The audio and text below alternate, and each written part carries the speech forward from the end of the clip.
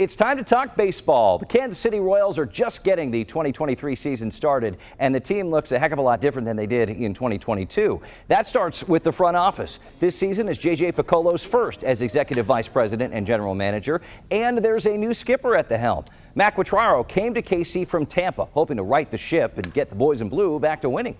It doesn't matter what the season, what the year is. When you step out on the field for the first time, there's just that renewed energy of, all right, here we go. And then the key is keeping that energy as the 6, 7, 8 months go along. Quatraro's mission, bring a championship environment back to Kansas City, one we haven't seen for quite a few years now. It would involve winning a heck of a lot more. So can he make it happen? It's the start of the season. We're optimistic, so let's discuss. Please welcome back to the broadcast Todd Leabo of 810 Sports Radio WHB. Good to see you, my friend. Thanks for coming on. There's no strike to talk about this year, so that's a good thing, right? We mentioned front office changes. There are plenty of fresh faces on the roster as well. What's catching your eye? Well, I spent a lot of time down in spring training, about a month ago, and it's just different. One of the things that they talked about when they hired Quatraro was it was going to be analytics and all the data and stuff that maybe they weren't entirely embraced with before. So we're going to see that. Now, that's maybe not something that the fan watching the game will see, but a lot of their decisions will be made that way and setting their lineup cards and all that. So I think they've fully embraced the analytics and data that a lot of teams already had before. Yeah, that's a good point. Let's talk about the makeup of the team. What excites you most about the makeup this year?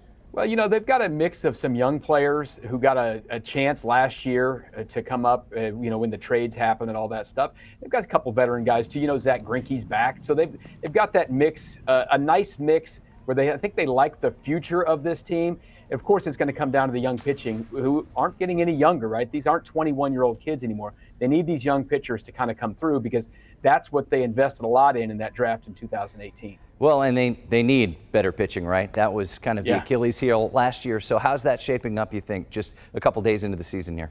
Well, listen, Brady Singer proved last year that it looked like he got it, okay? So he needs to do that for a full season. He wasn't in the rotation to start last year. He's got to do that. Daniel Lynch has to come through and be what they hope he can be. They drafted 5 starting pitchers in that 2018 draft in the first, compensatory picks in the first round. You're not going to hit on all 5. But they need 3 of them to be contributors, not just be on the team. They've all pitched. But just because you pitched for the Royals doesn't mean you're pitching, like you've earned a spot in the major leagues.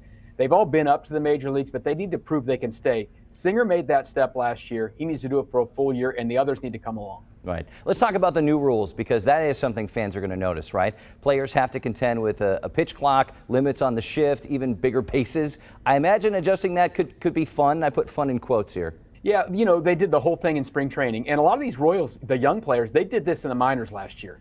And they liked it. Listen, we like sports, we like baseball, we like football, we like all of them, but they don't need to last for 4 hours. And they took 22 minutes off of games with the pitch clock. And it's not just a pitch clock, it's batters have to get in the box too. They took 22 minutes off the minor league games last year, and that carried through in spring training.